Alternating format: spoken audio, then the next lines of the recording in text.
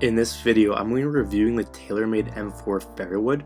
So we're going to be talking about giving my opinion basically on whether or not we think it's worth picking up or not after testing out this club. Okay, so what we're going to be covering in this video are my first impressions of the club, how it performed for me, who the club is actually best for, some pros and cons, and also where the best places to buy. So if you just are looking for the best and cheapest place to buy this club, I will leave a link down in the description down below, and that was the cheapest place that we could find it. So if you want to go ahead and check out the price, you can go ahead and do so. But let's talk about my first impressions of the club. So the first thing I noticed with this club is the slightly bigger head on it, and basically that was made, or they basically made that to make the club more forgiving on off-center hits. And this is an awesome feature to have for most like mid to high handicappers, because most of the time they don't hit it off-center, and generally, you know, if they don't hit it off center, maybe they slice it, maybe they hook it. So this will give more forgiveness, and that's definitely a big thing to have for kind of your mid to high handicappers.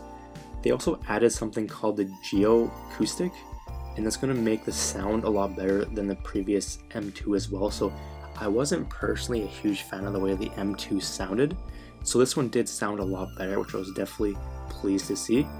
And just like the driver and the hybrid, the silver head helps make it easier to align.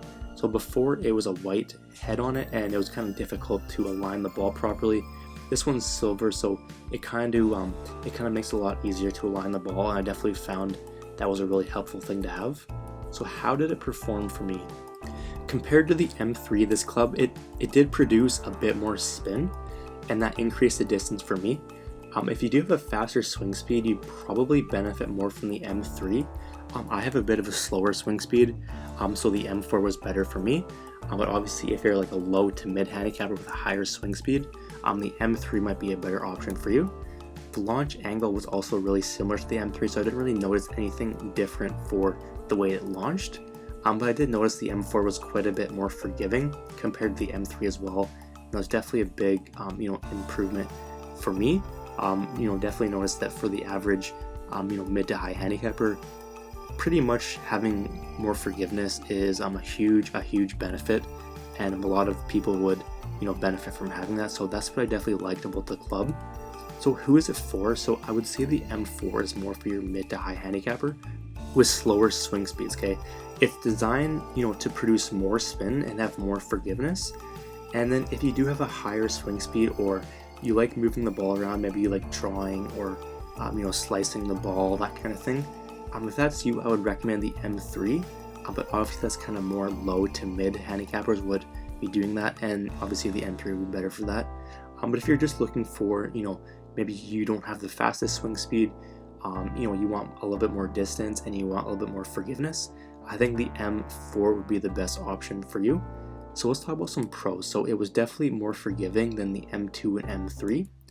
The feel impact and the sound was also a lot better than the previous version, which was definitely a big improvement. It was easier to align than the previous M2 because of the silver top, and then it increased the distance for me, which was awesome. That's probably the fact that I have a slower swing speed, and this had more spin, which allowed me to have more distance. But if I had if I had a higher swing speed, obviously the M3 would probably give me the better results. So that's just one thing to note. So how about some cons? So higher swing speeds would benefit more from the M3, and there's not as many adjustments as the M3. There isn't really any sliding weights or anything like that. It's just kind of like a one and done thing. You can still adjust the loft of it. You can do it more like a draw setting or neutral setting or fade setting. But honestly, the majority of mid to high handicappers shouldn't mess with weights or anything like that anyway. So this is probably a better option anyway. So let's cover the breakdown. So the performance score, I gave it a 9. I did have good distance with this. The forgiveness was, really good in my opinion, and also the sound and also the feel impact was, really good in my opinion as well. So the price score is 7. It's not quite as expensive as the M3. But obviously it's Taylormade, it's a high-end brand, so it is still more expensive than a lot of other ones out there. But just the fact that the performance score was a 9 kind of justified the expensive price. Sound and feel was an 8. It definitely sounded a lot better, and it felt a lot better than the previous version. Personal score, I'll give it an 8, just because of the fact that it was a fairly expensive thing. Obviously the performance was good, the feel was good, but it was expensive, so that's why I gave it an 8. Okay, so taking into account all that, is it worth it? I would say if you're a mid to high handicapper with slower swing speeds, I think you'd benefit a lot from this club. It felt a lot better than the previous versions. I got more distance out of it, and it was a lot more forgiving on off-center hits, which definitely, helped my performance a lot. So if the cheapest place that I could find this product is in the link down in the description down below. So at the time of doing this video, that was the cheapest place we could find it. So if you want to go ahead and check out the price, feel free to go do so.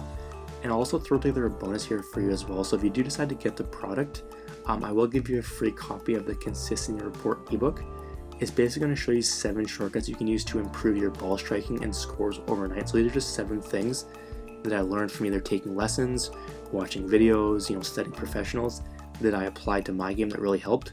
So I'll just give you access to that. Simply, purchase, send me an email with a screenshot of your receipt. I will leave that information down below, and I will give you a free copy. Okay, so that's going to be it for this video. Hope you enjoyed. Let me know if you have any questions down below, and we'll see you in the next video.